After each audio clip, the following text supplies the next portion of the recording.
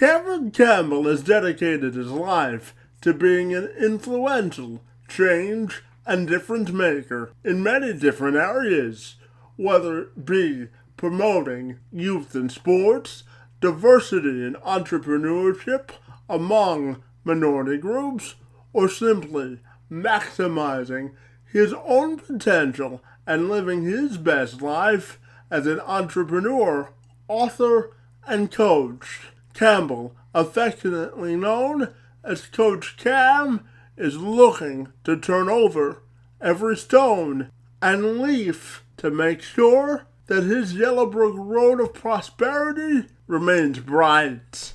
I'm Kevin McShann. Let's have this conversation.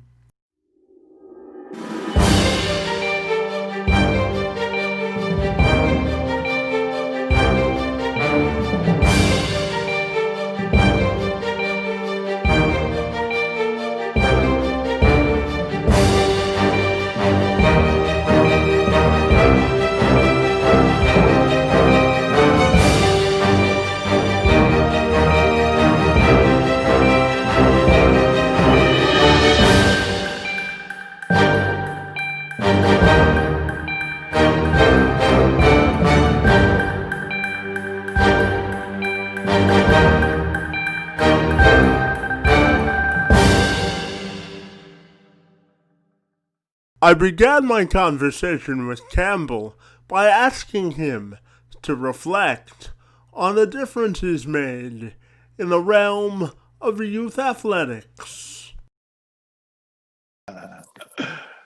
Hey, Cameron, I want to take this opportunity to welcome you to the show, and we're excited to learn all about your entrepreneurial spirit and how you give back to the community this afternoon. Thanks so much for being here. Kevin, I appreciate you having me. Yeah, so flag football, which is an acronym, it stands for Football Girls, Football League All Girls, was a concept I came up with, maybe 6 or 7 years ago, and it's very simple. I think that so many of the problems we face today are relatively simple to alleviate. And so, you look around, and I'm a football player. I played all my life, and, it's opened so many doors for me, and it's taught me so many lessons. And I began to look, and it's like, there's no reason why girls can't experience the fun and the thrill of playing football. So what started off as a league eventually morphed into kind of live activations. And so we'll host it a few times a year. And we'll just kind of put the word out and just have families come out and teach girls how to play football. We'll spend a couple of hours or a little bit of time teaching them skill and drill of the sport, and then open up and just kind of play, kind of sandlot style flag football. And I know that you have an entrepreneurial spirit and your public speaking efforts, as well as your personal development side as well. So can you tell me where that business spirit comes from, and how you're hoping to make an impact with all that you're involved in?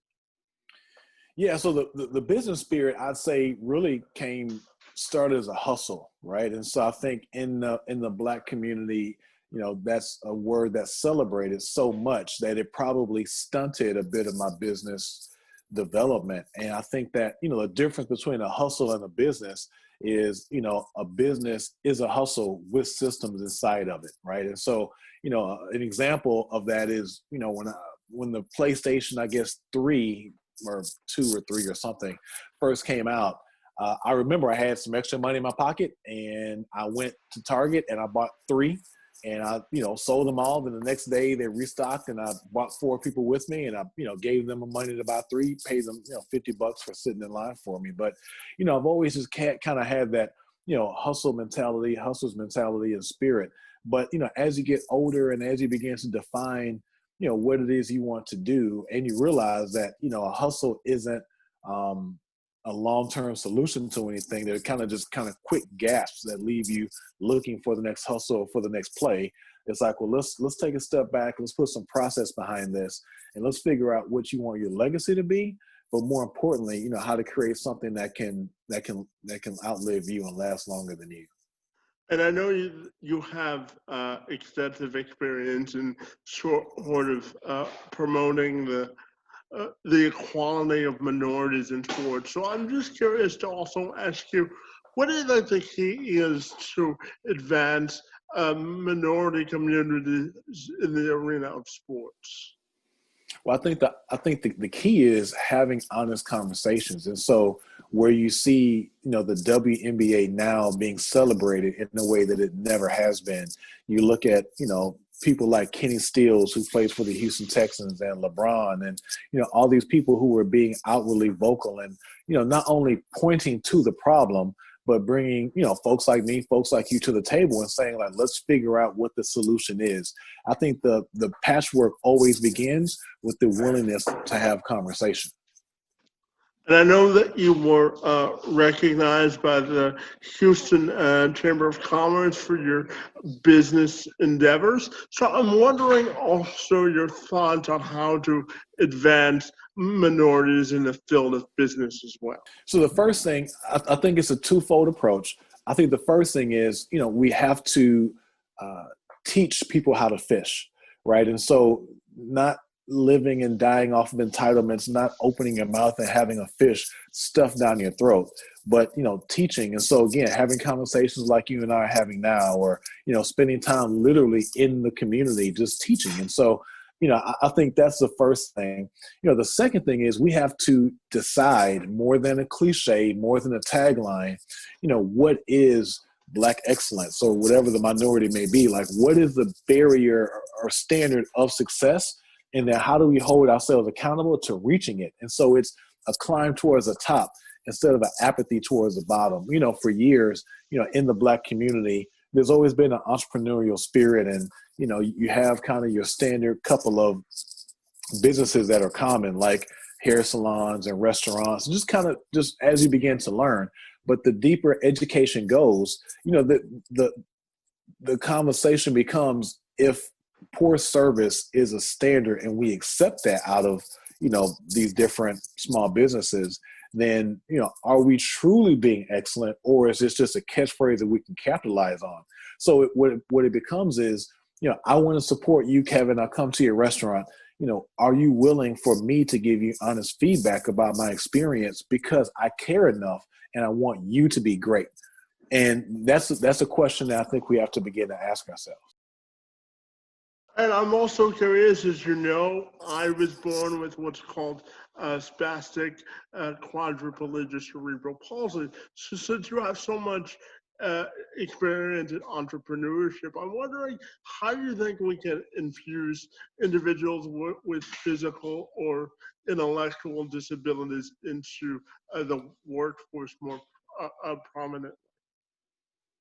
Well, I think that inclusion is really what makes America special, right? And so it doesn't matter, where you come from, what your background is, what your limitations are, what your superpowers are.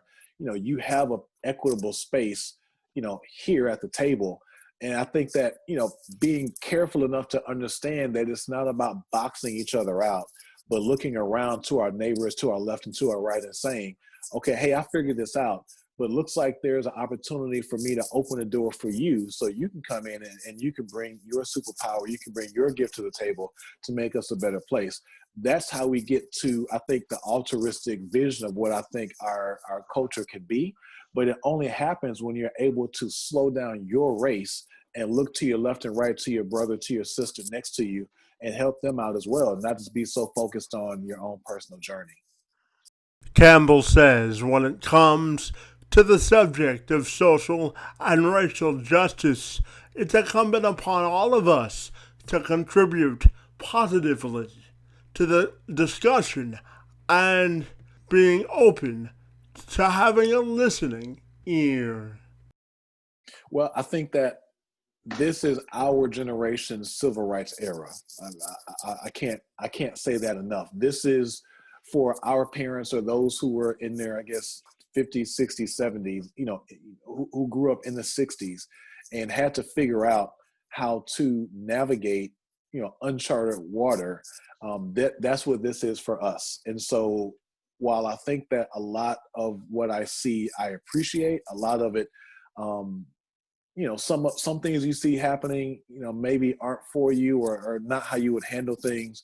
But as long as they're well intended, you can appreciate, where they're coming from, because, let's be honest, protest is not supposed to be comfortable. It's supposed to be uncomfortable. That's the whole idea of protest. And so if you go back to the beginning of the country, in the Boston Tea Party, that was, our founders protesting. And so dumping tons of tea into the Boston Harbor was uncomfortable for somebody, right? So I think that, the misnomer that, we're protesting wrong, there's no necessarily wrong way to protest. Now, the only caveat I'll say to that is, the unnecessary. So the rioting, I mean, that, rioting is not protest, right? To be clear.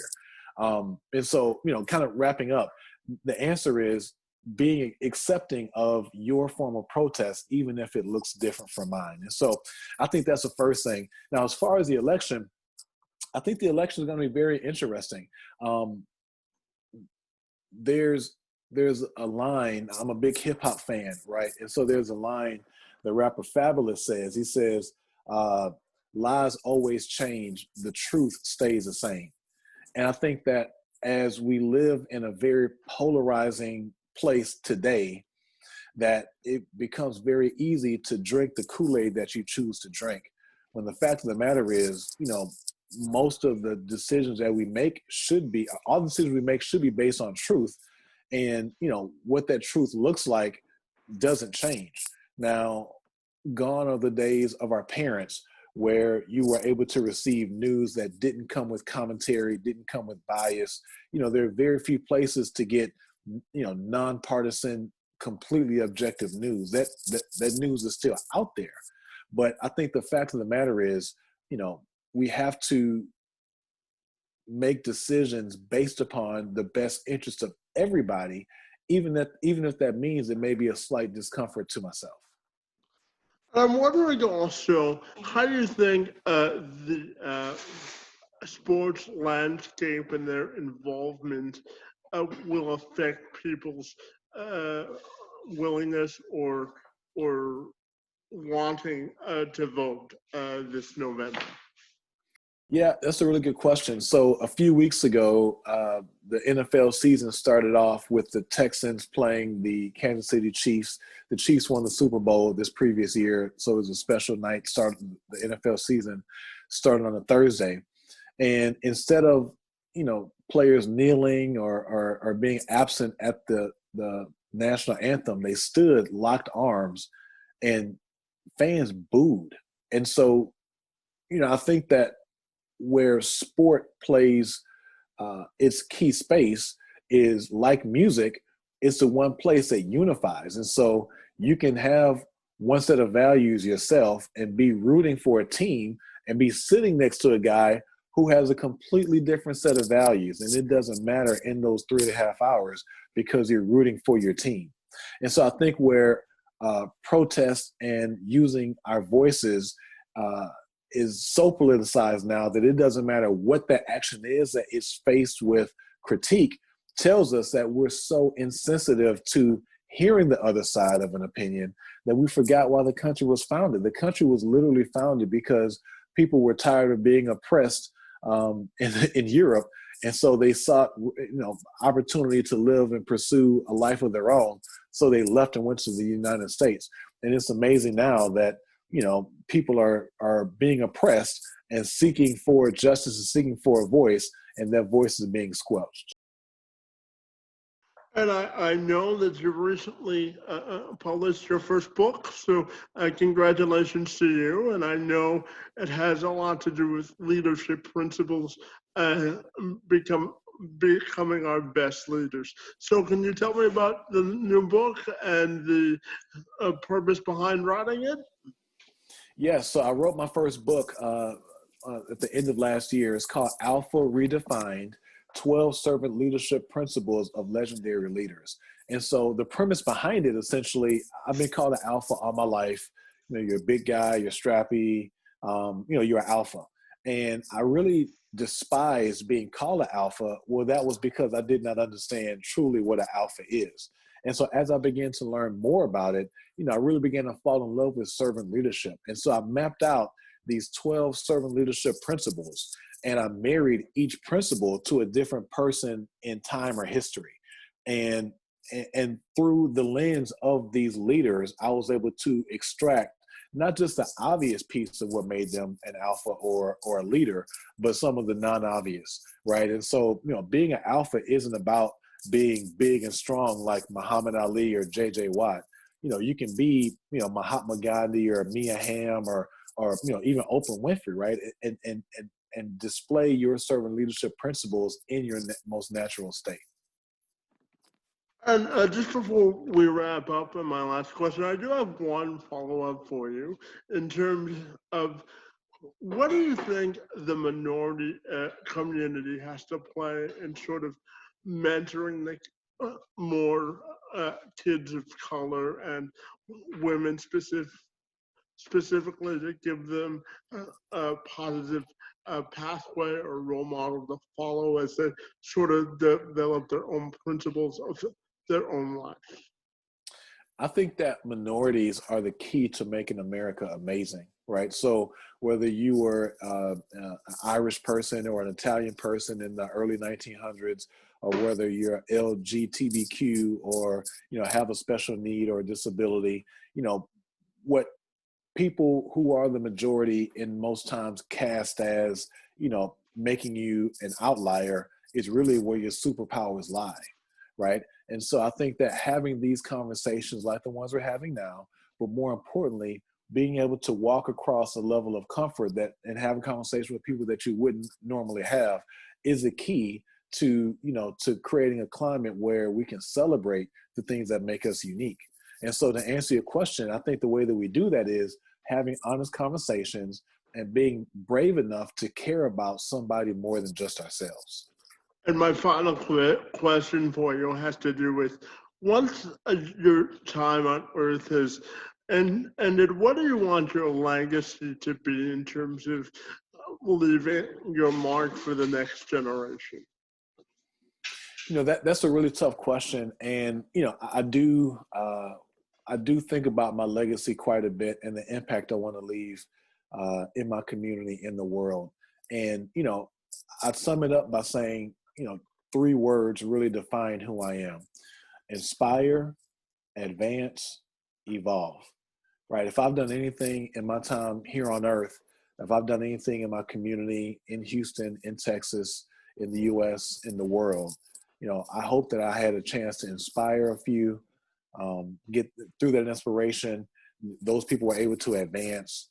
And, the next step after advancement is evolution and to evolve. Hey, Cameron, I want to thank you for welcoming me into the great city of Houston this afternoon and for sharing your insights and perspective on athletic life and personal development. Thanks so much for being here. Really enjoyed the conversation, buddy. Kevin, thanks for having me. Be blessed.